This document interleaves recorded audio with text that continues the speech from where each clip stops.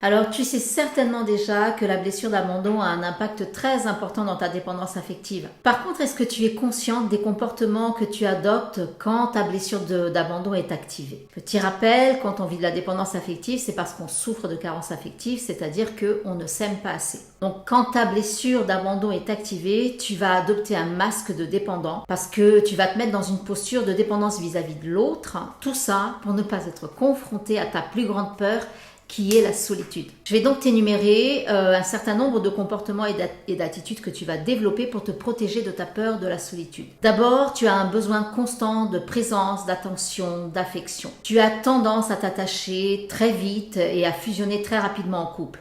Tu confonds cet attachement anxieux avec de l'amour. Tu as peur de te retrouver seule, tu cherches constamment la sécurité affective. Tu peux te montrer envahissante parce que tu as peur de perdre l'autre. Tu supportes très difficilement les séparations et les silences. Tu cherches à obtenir de l'amour et de la proximité à tout prix, quitte à t'oublier toi-même.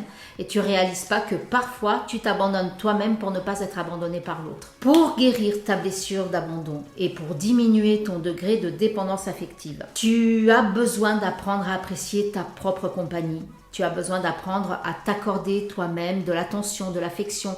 Ça va te permettre de développer une autosécurité. Dans tes relations et particulièrement les relations amoureuses, tu dois arrêter de t'emballer trop vite dans les débuts de la relation et prendre le temps nécessaire pour apprendre à connaître l'autre avant de t'abandonner à lui. Ta peur du vide, de te retrouver seul, de ce besoin d'être rassuré, d'être aimé, d'être entouré pour avoir une sécurité affective, il vient généralement d'un traumatisme que tu as vécu dans ton enfance. Pour guérir ce traumatisme, tu dois absolument faire un travail sur toi qui va te permettre d'apprendre à te sécuriser toi-même. Comme ça, tu n'auras plus besoin de dépendre de la sécurité que tu cherches à obtenir de l'autre. Plus tu apprendras à t'aimer, moins tu auras peur de perdre l'autre et tu vas accepter plus facilement les séparations.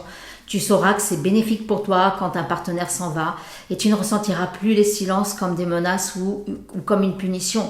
Ta blessure d'abandon, elle est là pour t'enseigner à t'aimer et à cesser de t'abandonner toi-même. Aime-toi comme tu aurais voulu qu'on t'aime.